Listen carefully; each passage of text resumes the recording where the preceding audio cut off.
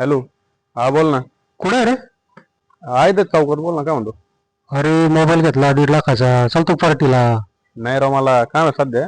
जा तुम्ही. बरोबर नको येऊ, कामच करत राह.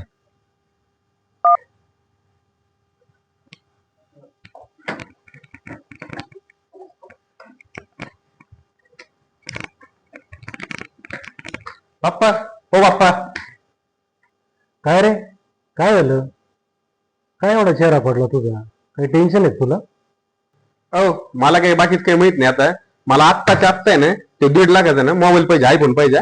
आत्ताच्या आत्ता. अरे आज काय करतो तू? तुला आत्ताच 2 महिन्यापूर्वी मी ते 40,000चा मोबाईल घेऊन दिला. आता त्याचे हप्ते राहिले अजून 7-8.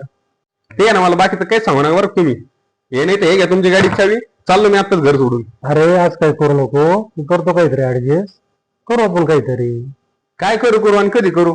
तुम्हाला माहिती आहे का, माझ्या सगळ्या मित्रांकडे हाय फाय गाड्या आणि हाय फाय मोबाईल आहे, आणि मी फिरतोय डबडं घेऊन. हा.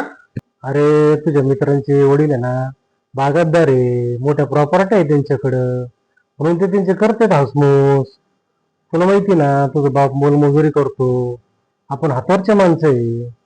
जेव्हा आपण काम करू तेव्हा खाऊ ना रे. पण तरी पण तुझे मी हाऊसमोस करतो का नाही? तुला गाडी घेऊन दिली, तुला मोबाईल घेऊन दिला, अजून तुझी काय हाऊस करायला पाहिजे ते? काय हाऊस आणि कशाची हाऊस? हे डबडं मोबाईल घेतलं म्हणजे हाऊस झाली का? घ्या तुमची हाऊस, टाकलं फोडून.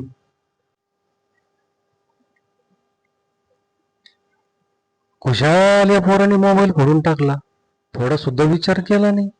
आपला बाप वन फिरतो, घरदार चालवतो, दिवस रात्र काम करतो, पै पै जोडतो, आपले सगळे हट्ट पुरवतो. अरे याची जाणीव कधी होणार आहे का नाही याला? देवा, अरे पोरांना बुद्धी तरी दे. कधी बुद्धी यायची पोरांना?